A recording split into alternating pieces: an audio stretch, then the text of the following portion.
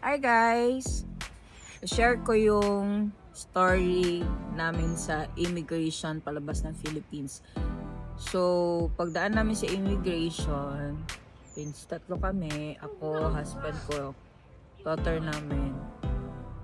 Ang questions niya nung officer is um, anong gagawin nyo doon sa China?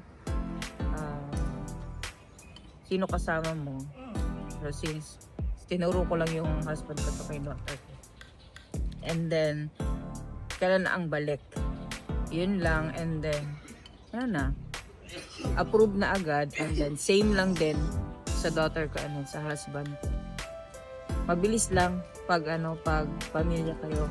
Pero yung last na experience ko na nag-Singapore ako, kasama ko yung mga friends ko. First travel ko yun, first international travel ko. Singapore with friends. Sobrang daming tanong nila sa akin. Sinek nila lahat, pati bank statement, sinek nila yung business documents, sinek din nila yung ito yung business mo, patingin kung meron kang Facebook page, pati yung Facebook page, chinek.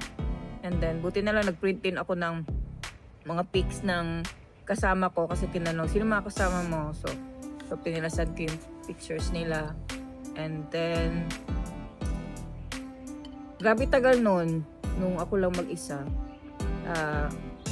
Ang dami nilang questions. So, I suggest na kung first na international travel nyo, if afford naman, sama nyo na lang pamilya nyo para mas mabilis. Kasi pag pamilya, halos wala nang tanong.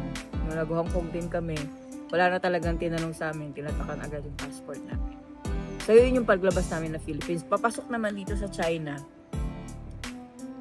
Lang din, mabilis lang din. Meron silang, sa Philippines pa lang, sa NAIA pa lang, fill out ka na nung may QR code. Scan mo yung QR code, nandun sa NAIA, merong code doon. So, fill out mo yung yung parang i-travel nila dito sa China. So yun, pa-fill out mo yun. So kasama yung pagpasok mo dito sa China.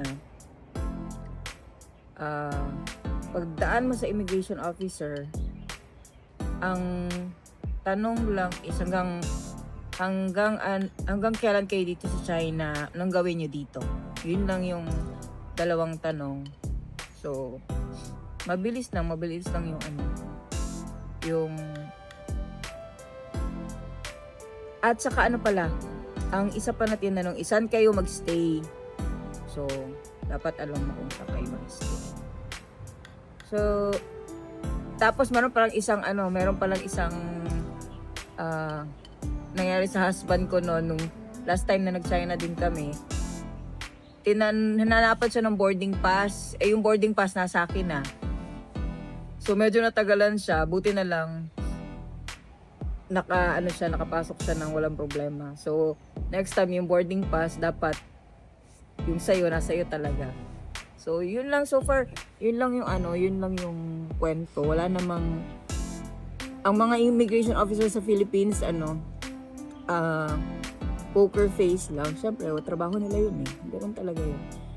Pero nung last, yung papunta namin ngayon dito sa China, nakangiti yung immigration officer. So hindi naman lahat. So, at saka kung wala ka namang, babalik ka naman talaga ng Philippines, wala namang dapat ikatakot. Yun lang, i-prepare mo lang yung sarili mo. Mas na-nervousing ka sa mukha ng officer. Dito naman sa China, mas neutral yung face nila. Parang mas kalbato. So, yun ang kwento ko. So, hopefully makatulong sa inyo. Yeah. Okay.